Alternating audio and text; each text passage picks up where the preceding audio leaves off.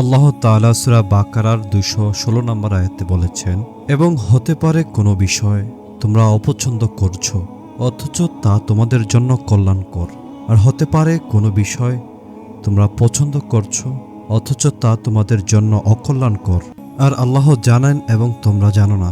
উপরোক্ত আয়াতে বান্দার জন্য অনেক হিকমত, রহস্য ও কল্যাণ আলোচনা করা হয়েছে।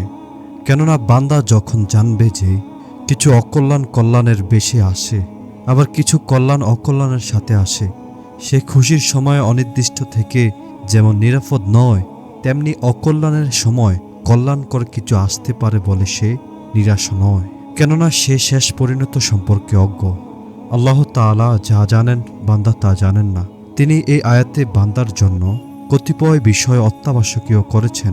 সেগুলো হচ্ছে, আল্লাহর আদেশ মান্য করার চেয়ে উত্তম ও অধিক উপকারী কিছুই নেই, যদিও শুরুতে তার জন্য কষ্টকর হয়, কেননা তার আদেশ মানার শেষ পরিণতি কল্যাণকর, আনন্দময়, সুস্বাদু ও খুশি।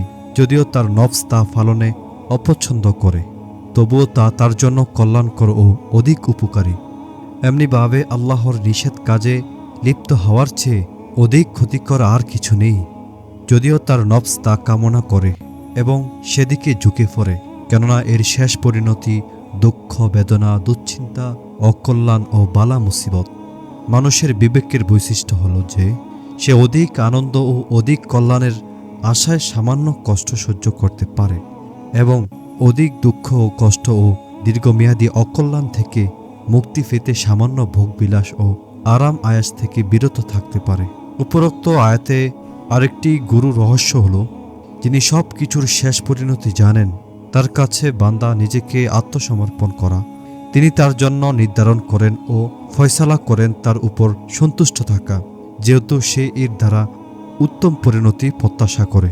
আরেকটি ব্যাপার হচ্ছে বান্দা তার রবের উপর কোনো প্রস্তাবনা না দেওয়া, তার নির্ধারিত বিষয় ছেড়ে অন্য কিছু নিজের জন্য পছন্দ না করা, তার যে বিষয়ে জ্ঞান নেই সেই বিষয়ে তাকে কিছু জিজ্ঞেস না করা, কেননা হতে পারে তার পছন্দনীয় বিষয়ে ক্ষতি, ধ্বংস বিদ্যমান ছিল যা সে অবগত ছিল না। সুতরাং তার রবের পছন্দের উপরে অন্য কিছু পছন্দ করবে না, বরং সে তার কাছে উত্তম কিছু পছন্দ করতে দোয়া করবে, তার পছন্দে সন্তুষ্ট থাকবে। এর চেয়ে উত্তম কিছু হতে পারে না। উপরোক্ত আয়াতের আরেকটি রহস্য হল, বান্দা যখন নিজেকে আল্লাহর কাছে সোপর্দ করে দেয় এবং তার পছন্দে রাজি খুশি থাকে, তখন তিনি তাকে তার নির্ধারিত বিষয়ে শক্তি, সমর্থ, দৃঢ়প্রত্যয় ও ধৈর্য দান করেন এবং তিনি বান্দার উপর আপতিত বিপদ আপদ দূর করে দেন ও তাকে উত্তম পরিণতি দেখান, যা বান্দা নিজে পছন্দ করলে পেত না। আয়াতের আরেকটি শিক্ষণীয় দিক হল, আল্লাহ বান্দার জন্য সব কিছু পছন্দ করার, বান্দা কর্তৃক বিভিন্ন জিনিস পছন্দ করলে মানুষের চিন্তা ভাবনার ক্লেশ থেকে তিনি তাকে স্বস্তি দান করেছেন এবং নানা সময় পরিবর্তনশীল বিভিন্ন পরিমাণ নির্ধারিত ও পরিচালনার কষ্ট থেকে তার অন্তরকে মুক্ত রেখে তাকে শান্তি প্রদান করেছেন। এতদা সত্ত্বে আল্লাহর নির্ধারিত বিষয় না মানার কোনো উপায় নেই। তাই বান্দা যদি আল্লাহর নির্ধারিত বিষয়ে সন্তুষ্ট থাকে এবং সে পরিমাণ তার কাছে আসে, তাহলে তা প্রশংসনীয়, কৃতজ্ঞতা প্রাপ্য ও তার দয়াপ্রাপ্ত, নতুবা তার তাকদীর অনুযায়ী আল্লাহর নির্ধারিত বিষয়ে তার কাছেই আসবে তার অনিচ্ছা সত্ত্বেও, কিন্তু তখন তা তার জন্য নিন্দনীয় ও আল্লাহর দয়াপ্রাপ্ত হবে না, কেননা এটি তার পছন্দ অনুযায়ী ছিল না। আল্লাহর প্রতি বান্দার সোপর্দ ও সন্তুষ্ট যখন যথাযথভাবে হবে, তখন তিনি বান্দার জন্য নির্ধারিত বিষয়ে তার অনুগ্রহ ও মোকাবেলা ও কোমলতা দিয়ে বেষ্টন করে রাখবেন। ফলে সে আল্লাহর দয়া ও কোমলতায় থাকবে। আল্লাহর দয়া তাকে নিষিদ্ধ কাজ থেকে বিরত রাখবে এবং তার কোমলতা নির্ধারিত বিষয়ে সহজ করে দিবে।